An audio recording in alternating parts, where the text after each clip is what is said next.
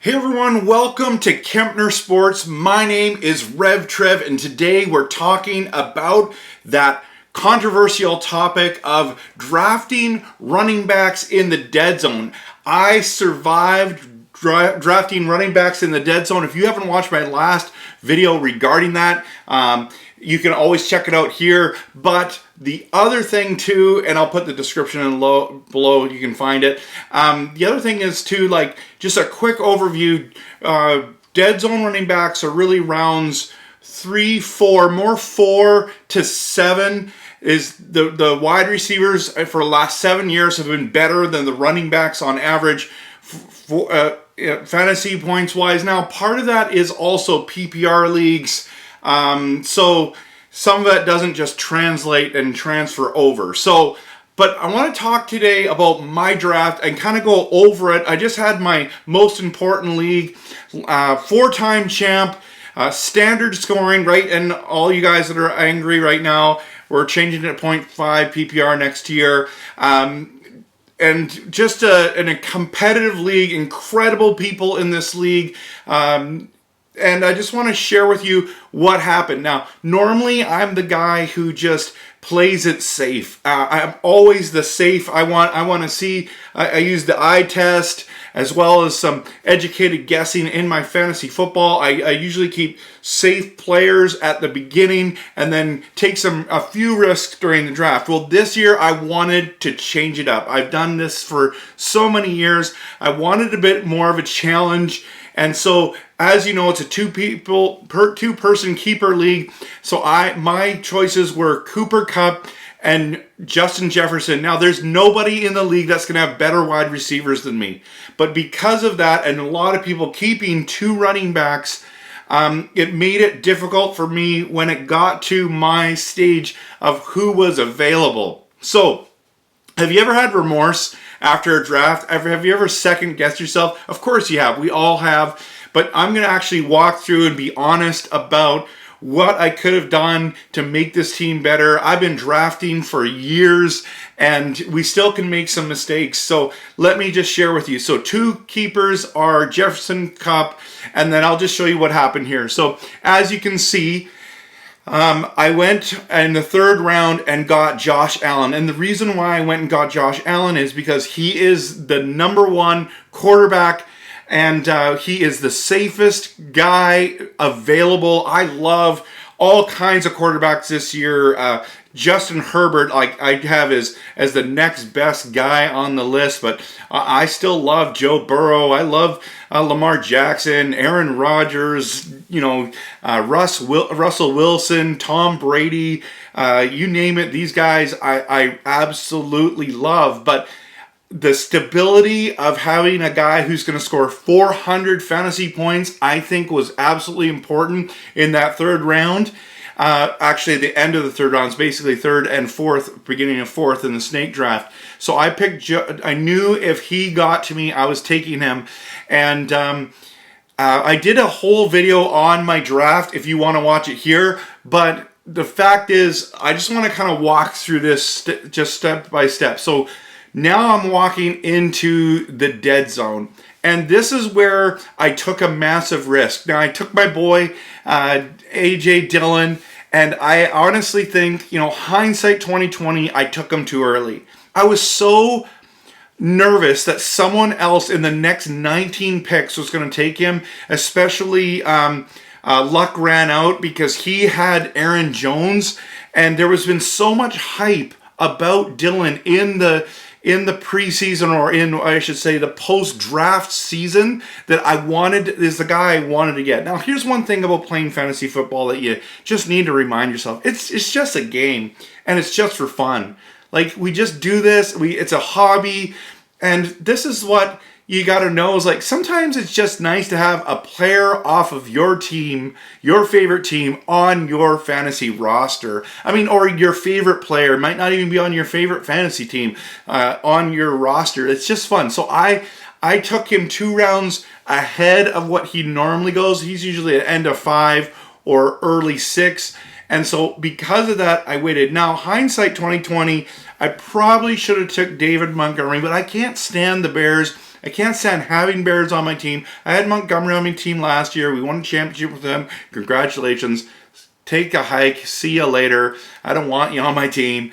I probably should have took A.J. Brown. I probably should have took him because A.J. Brown in a flex spot would probably be better than and then if I knew how the draft was going to go, I probably wouldn't have taken Dillon at 4, but I do think he's going to have an incredible year. I actually think he's going to have some phenomenal games, and not just if Aaron Jones gets hurt, but I think he's a valid guy. I think he's going to get at least 1,000 yards rushing and 10 touchdowns. So when you don't have a lot of options at running back anymore, when you're in the dead zone, that's a quote-unquote safer pick.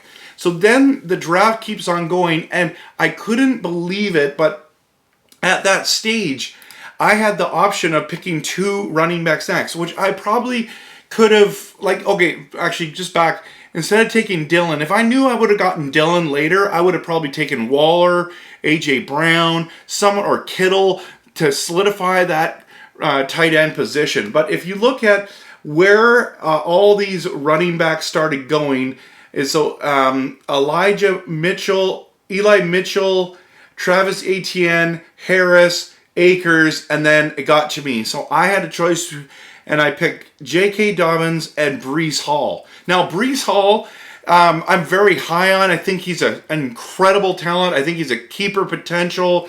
I think he has a brutal first half of the season. I love his fantasy matchups. I think he's going to shine in the fantasy playoffs.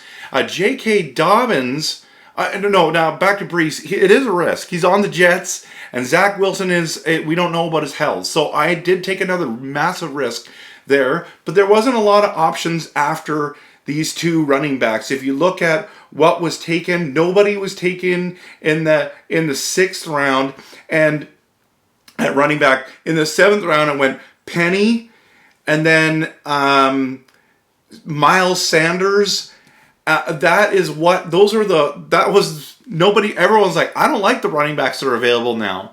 So super happy I got Breece. I wish I could have got A.J. Dillon and Breece there. That would have been awesome. But getting J.K. Dobbins, I know he's coming off a massive injury, and but he has potential to be an RB2. And so I'm thinking, man, if I can have a few RB2s, I can build off that cornerstone of Jefferson Kupp and Josh Allen with the stability and get one of these guys. So that was an important turn for me. And then going into the next turn was very important. So I went and got, so that would be round 7 and 8. And I was debating either Elijah Mitchell or Rashad Bateman. And I went with Bateman just because I think he has better upside. I think Lamar Jackson is going to be finding him a lot. He's a super talented young wide receiver, not knocking Elijah Moore at all. So I just waited on Elijah Moore, took Bateman because I think he's the better prospect. And then I went early and got Dameon Pierce. Now, when I say I went early, we're talking round 8. He's flying up draft boards right now. So this is a guy I'm targeting. And when you don't have a solidified number 1 running back, you need a number of them to kind of compensate. So here's the thing. Getting Dameon Pierce was a crucial point for me. People were messaging me after saying, I had that guy in the queue. If he got to be in that round. So everyone was taking Dameon Pierce in round 8. I got him first. So very happy about that. Running backs that went after were Kareem Hunt, CEH, Antonio Gibson. Those are kind of things. Melvin Gordon went there after in round 9. Walker, Edmonds. Like this, there wasn't a lot to choose from for sure. So I'm very, very, very happy to get him, and I'm hoping that he becomes the guy that everyone was kind of hoping to be. Now, let's just talk quickly. I just want to finish off this video, but coming back around, I was going to take Elijah Moore. I couldn't believe it. I had in my queue Juju Smith-Schuster and Elijah Moore. I was so excited for the opportunity to get both of them. But then I realized Ramondre Stevenson is available, and this is where I had to make a call. And I should have probably taken. Well, I just thought I think Juju has better upside than Elijah Moore. I mean, they're similar, but Mahomes is throwing it to him, right? Like we're talking Zach Wilson or Mahomes. Who do you? I just think that he has incredible upside.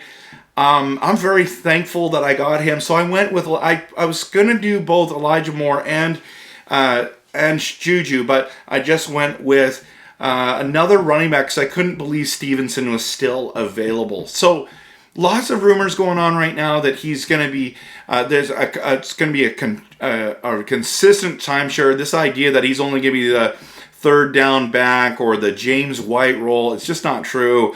That according to what Belichick's been saying. So I took the gamble there. So as you can see, I'm risking. I walked through the dead zone with Dylan, Dobbins, and Breece Hall, and you could probably have said, Dameon Pierce would be end of round 7, so and Dameon Pierce. So that's my dead zone. And then in the later rounds, getting Stevenson, I was really happy about that. James Cook was there, so I took him again. But the problem is I didn't end up with a tight end. And that is where I made a major mistake in this, is I should have, in the 4th round, picked up Waller or Kittle, and then in the 5th round, got Dylan and Breeze if they were available. And then I could have been taking some. I would have got Pierce in round 8. I've already dropped Cooks. I've picked up another tight end. So I drafted 2 tight ends: Ertz, Henry, and then is it Freiermuth from Pittsburgh. I'm butchering his name. I apologize to all the Steeler fans that are watching. I just don't know which one of those guys is going to be good. And so this is the problem. I waited on running back, went through the dead zone, tried to survive through the minefield of there, and I also waited on tight end. And I think doing both of those hurt my team. Now, the good thing is I got an opportunity to make trades, and I'm not panicking, and I'll tell you why. Because nobody knows what's really going to happen until the season starts. So I just want to remind you that this is something to not panic. Watch for the first 4 weeks of the NFL season to see what the trends are and see what the usage is like before you panic with your team. And so that's what I'm going to do. I'm very happy with my core. I'm nervous about who's going to emerge. I'm hoping at least 1 or 2. I'm hoping that 2 of those 4 running backs hits and becomes something amazing. I'm hoping that one of those tight ends becomes a top 5, top 7 tight end. I would be very happy about that. So that's kind of walking through the dead zone. Now, I say all of this to say, where do you think I should have? What do you think I should have done? I want to hear your feedback on this, because I'm as much as I know how to play this game, I'm always open to learning more and to doing more. What do you think I should do with this team right now? Which one of those 3 tight ends do you think is going to be my starter?